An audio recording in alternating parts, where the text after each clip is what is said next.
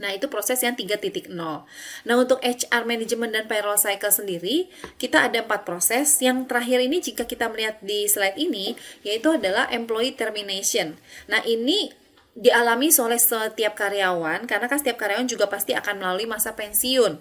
Ya, masa pensiun tuh ada yang 55, 60, ada juga yang kalau untuk pendidikan sih lebih tinggi ya, bisa sampai 70, tapi itu tergantung dari sisi kondisi karyawan itu sendiri.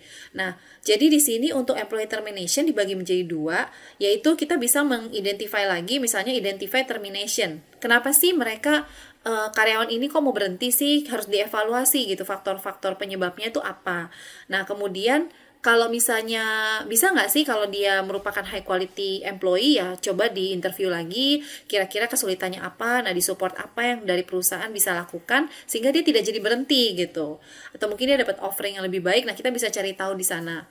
Nah, proses kedua adalah manage employee exit. Ya tentunya karyawan tidak boleh langsung keluar gitu aja, data-data semua dibawa, ada prosesnya. Dia harus mengembalikan misalnya file-file yang berhubungan dengan pekerjaan yang bukan pribadi, terus dikembalikan ke perusahaan. Kemudian kartu nama pun yang bisnis card yang memang itu krusial bagi perusahaan, konfidensial, itu harus dikembalikan. File-file di komputernya juga semua harus diperiksa. Dan yang paling penting, tidak boleh mendadak. Biasanya pemberitahuan berhenti itu minimal dia sudah announce 2 bulan sebelumnya, sehingga perusahaan itu masih ada waktu untuk mencari penggantinya, dan si karyawan ini bisa melakukan transfer ilmu ke karyawan yang baru. Jadi karyawan baru masuk, paling nggak sebulan itu mereka transfer ilmu, dan karyawan baru itu udah bisa gitu. Jadi ibarat kata karyawan lama itu keluar dari perusahaan dengan baik, dan juga biasa perusahaan akan membuatkan surat rekomendasi di mana performance karyawan itu baik sampai terakhir, kontribusinya apa bagi perusahaan, bahkan bisa juga dirinci detail-detail pekerjaan yang achievementnya seperti apa. Nah, surat ini dibutuhkan oleh karyawan untuk dia melanjutkan pekerjaan di tempat lain, atau mungkin buat portfolio dia sendiri jika dia ingin melanjutkan ke bisnis sendiri. Nah, seperti itu. Nah, jadi proses intinya adalah 4 ini, dan di sini adalah beberapa dokumen yang memang dibutuhkan. Misalnya seperti employee personal detail. Nah, ini biasanya masuk ke portal juga. Jadi employment details. Jadi di sini ada mulainya kapan bekerja, sampai berakhirnya kapan, kemudian awardnya apa aja yang pernah diterima. Nah, di sini juga ada dokumen selection kriteria. Nah, ini misalnya kita untuk menyeleksi employee, kita harus memiliki dokumen tentang kriteria apa sih yang perlu kita share ke calon-calon pelamar nih, supaya mereka melamarnya itu sesuai dengan kriteria yang kita mau. Jadi ya kalau yang udah masuk gak terlalu berat bagi kita dari sisi perusahaan untuk melakukan seleksi.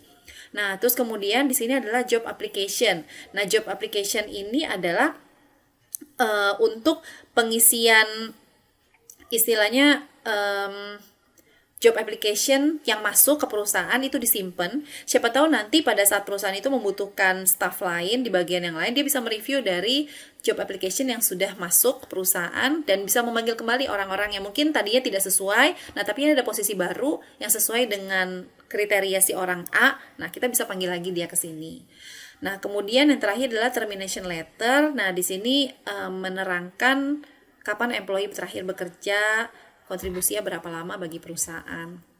Nah, kemudian di slide berikutnya ini kita bisa lihat tentang review dari performance employee dan time sheet. Ini absensi ya, tiap hari seperti apa absensinya, dan juga payroll-nya. Nah, jika kita ingin menggambarkan diagram konteksnya, untuk DFD kan biasa ada konteks, 0, dan rinci. Kalau tadi kita bicara tentang proses yang ada di 0, nah rincinya itu cukup seperti ini. Jadi dari HR Management and Payroll Cycle, kita lihat external entity-nya kira-kira yang berhubungan dengan payroll cycle tuh siapa. Nah, misalnya pasti ada employee, karyawan itu pasti berhubungan. Kemudian dari sisi bankingnya ada, karena payroll kan pasti butuh jasa bank. Kemudian di sini juga ada position application, ada advertising media. Misalnya kita mengiklankan lowongan di media-media cetak atau media-media elektronik. Nah, ini berhubungan di sini.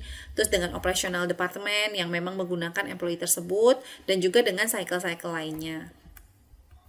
Nah, ini adalah diagram 0 dari proses yang tadi saya terangkan di awal, mulai dari rekrutmen, kemudian setelah bekerja payroll, dan ada performance management untuk mengukur performance karyawan, dan yang terakhir adalah termination. Nah, kalau dilihat di sini, di setiap proses yang ada di diagram 0, kita ada menyimpan proses di data store. Misal kayak di sini pada saat rekrutmen ada namanya position description. Jadi dia akan melihat dari deskripsi yang ada di data store-nya seperti apa setiap posisinya, sehingga pada saat interview nanti akan disesuaikan. Kemudian pada saat payroll tentunya ada data store tentang salary and wage rate-nya, payslip-nya, dan juga data store karyawan. Ini yang berhubungan dengan proses 1 dan juga proses 2. Nah, di sini di proses ketiga, di performance management dia juga akan melihat karyawan juga di sini. Nah, ini sama ya karyawannya, tidak berbeda tentang data store-nya, sehingga dia menggunakan garis seperti ini tanda data store-nya digunakan kembali, tapi ini data store yang sama. Kalau data store-nya menggunakan simbol seperti ini, berarti data store-nya yang berbeda. Nah, kemudian sampai ke employee termination.